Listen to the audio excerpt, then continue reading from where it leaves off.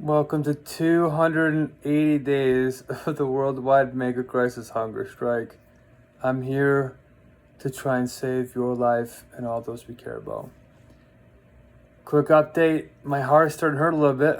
It's been 13, 14 days without food, so about 2 weeks with no food.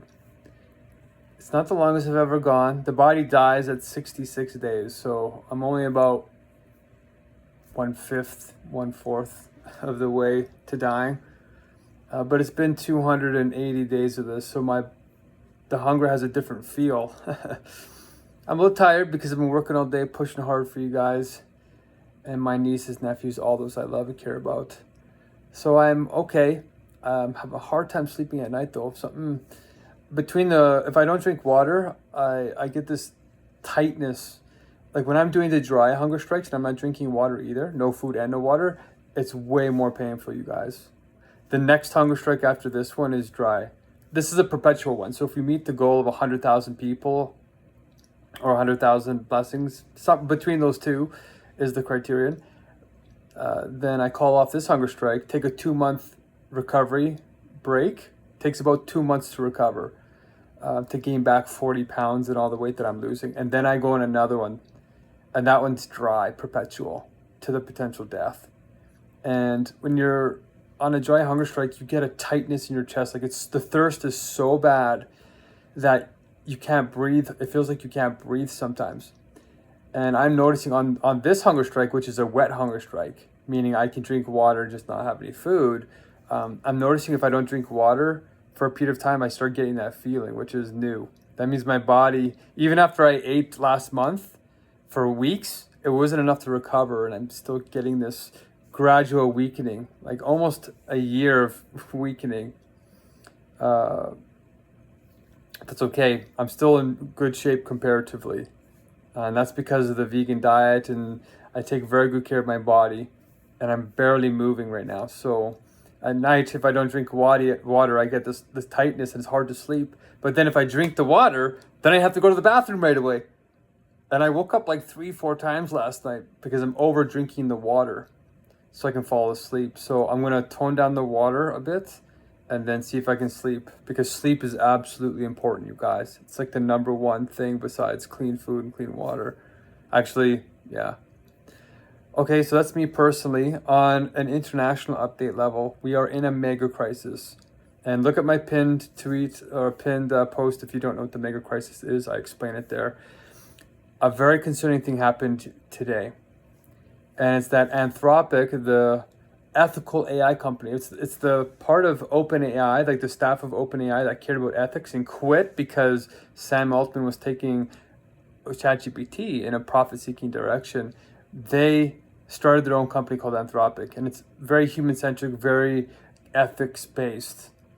They just today announced, under the pressure of the Pentagon, that they are abandoning that ethics focus because the government of the United States is pressuring them with a threat, saying that if they don't give full access to Claude, their AI, to do whatever the government wants, then they're just going to get rid of them or charge them with an obstruction to justice or an obstruction, like a risk to the military.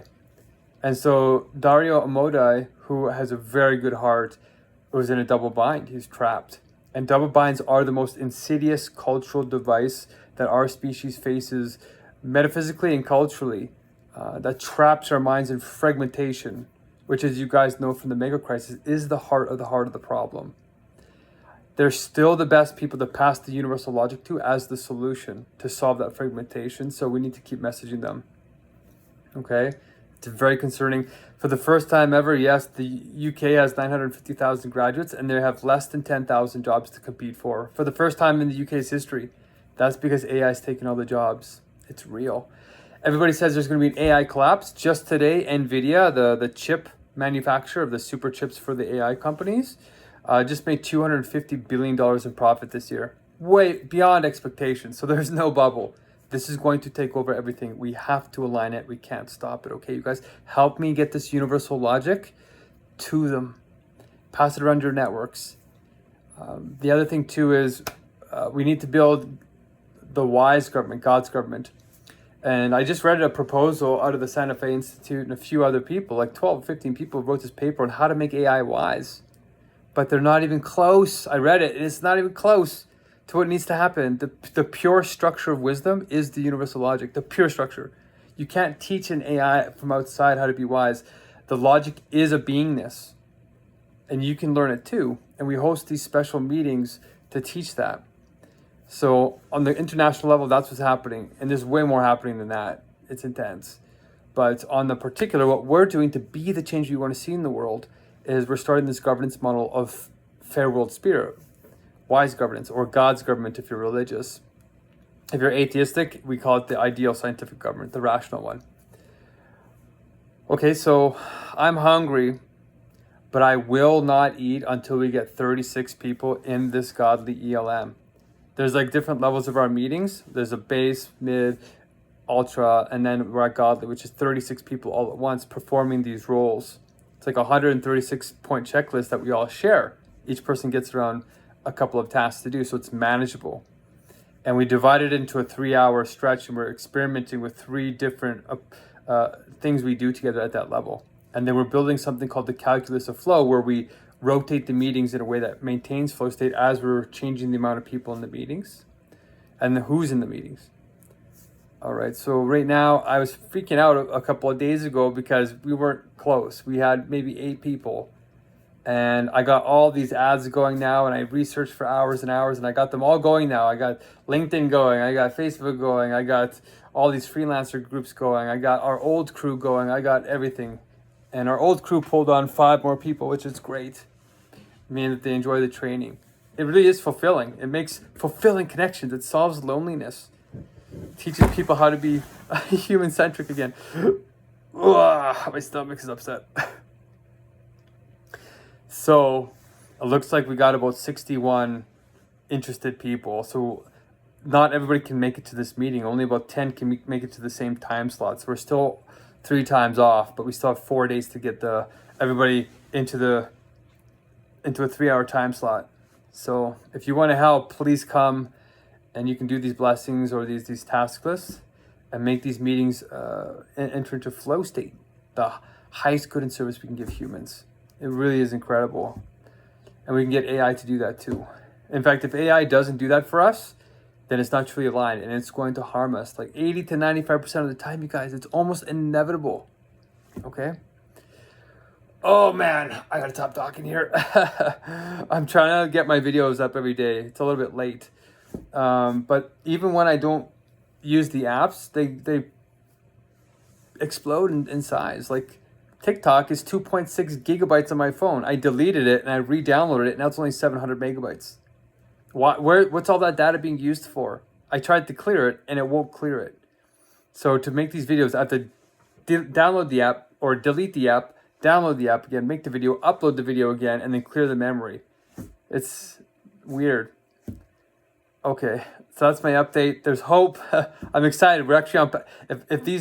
If all my advertisements and all my outreach is working for the next 3 days, we should reach enough people to get a 36-person meeting and then test it out and see how it goes.